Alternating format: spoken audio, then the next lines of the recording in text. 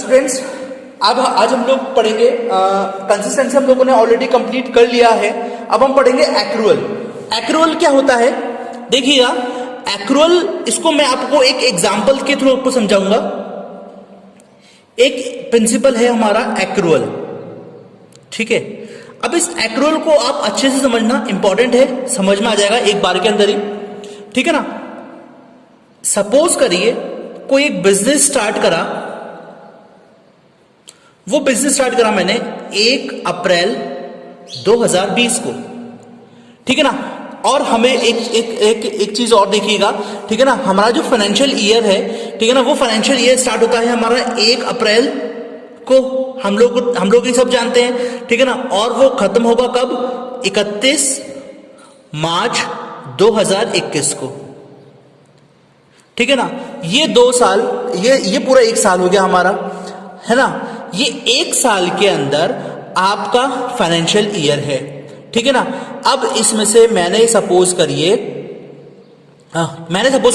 कि मैंने 26 तारीख को 26 मार्च को मैंने गुड्स परचेज करे। किससे? गुड्स परचेज करे राम से, ठीक है। गुड्स परचेज करे मैंने किससे? राम से। फ्रॉम ₹10,000 फ्रॉम राम, ठीक है ना। अब मैंने राम को ये बोले भाई मैं आपसे, मुझे गुड्स चाहिए, ठीक है ना। अब मैं ये जो अमाउंट है आपको, वो अमाउंट पे करूंगा, वो अमाउंट मैं आपको पे करूंगा कब? 30 अप्रैल 2021 को। पेमेंट ऑफ ₹10,000, ठीक है ना। मैंने उसको बोला कि भैया मैं आपको पेमेंट दूंगा 10,000 रुपए 3 मार्च को, ठीक है। तो अब मैं आपसे एक क्वेश्चन पूछूंगा, ठीक है ना। 2 क्वेश्चन पूछूंगा मैं आपसे। अब वो 2 क्वेश्चन क्या है कि अगर मैं इसकी एंट्री 26 मार्च 2021 को अपनी बुक के अंदर करता हूं, ठीक है। अगर मैं ये वाली एंट्री परचेज बुक की एंट्री करता हूं, ठीक है, और या फिर 3 अप्रैल 2021 को इसको मैं रिकॉर्ड करता हूं। हमारा जो ईयर एंड हो रहा है, वो ईयर एंड कब हो रहा है? ईयर एंड कब हो रहा है हमारा? 31 मार्च, ठीक है। तो मुझे ये बताइए कि ये वाली जो एंट्री होगी वो 26 मार्च को होगी, या फिर हमारी एंट्री जो होगी वो 3 अप्रैल को होगी। तो देखिएगा, इसके अंदर हम लोगों को ये चीज होगा, ये रिकॉर्डिंग हम लोगों को एक्रूअल मतलब ये हो गया कि हमारी जो भी कोई एंट्री होगी ना, वो जिस दिन हमारा ट्रांजैक्शन हुआ है, ठीक है। तो ये हम लोग पता है, ये हमारा जो परचेस है वो क्रेडिट परचेस है, यानी कि हम लोगों ने उधार माल खरीदा था, ठीक है। और उसकी जो पेमेंट है वो हम लोगों ने बाद में दिया था।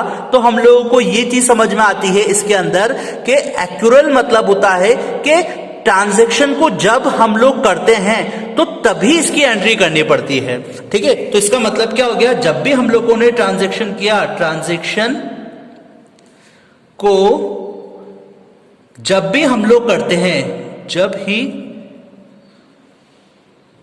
रिकॉर्ड करो जब वह हुई है, ठीक है ना। जिस दिन आपने ट्रांजैक्शन करा है उस दिन आपको ये रिकॉर्ड करना ही पड़ेगा, ठीक है। तब जाके आपका ये एक्रूअल बेसिस सिस्टम कहलाएगा, ठीक है ना कि इसको कैश बेसिस के अंदर, जब आपने कैश के अंदर भुगतान करा था, कैश के अंदर जब आपने पेमेंट करा था, ठीक है ना, तब आपको एंट्री नहीं होगी। जब आपने इसको, जिस दिन आपने वो माल खरीदा था, ठीक है ना, जिस दिन आपने वो गुड्स को परचेज करा था, उसी दिन इसके गुड्स की एंट्री आपके होगी। ठीक है, तो हम लोगों को अगर इसको इंग्लिश में लिखना है ये, ठीक है, लैंग्वेज के अंदर हम लोग लिखेंगे तो इसकी एक मेन लैंग्वेज जो होगी वो होगी कौन सी? Transaction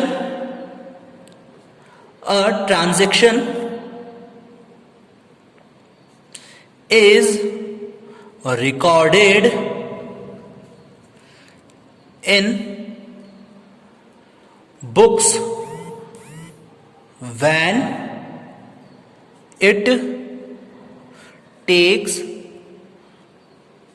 places and not when the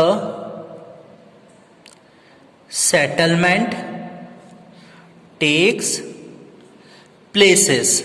ठीक है, समझ में आया आपको कि ट्रांजैक्शन हम लोगों को बुक्स के अंदर तभी रिकॉर्ड करना पड़ेगा जब वह हुआ है, ठीक है ना, तब रिकॉर्ड नहीं करेंगे जब वह हम लोगों ने उसकी पूरी सेटलमेंट करा है, तब हम लोग इसको रिकॉर्ड नहीं करेंगे। तो आप लोगों को एक्रूअल बेसिस समझ में आया?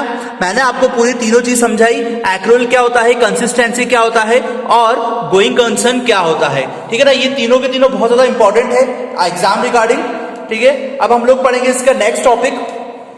कुछ एक नए टॉपिक्स हैं जो कि हमारे बिजनेस अकाउंटिंग के रिलेटेड नए हैं। ठीक है ना, इसके बाद हम लोग करेंगे बिजनेस इक्वेशन, अकाउंटिंग इक्वेशन। ठीक है ना बच्चों, हम लोग मिलेंगे नेक्स्ट वीडियो के अंदर, तब तक के लिए पढ़ते रहिए। Thank you, have a great day.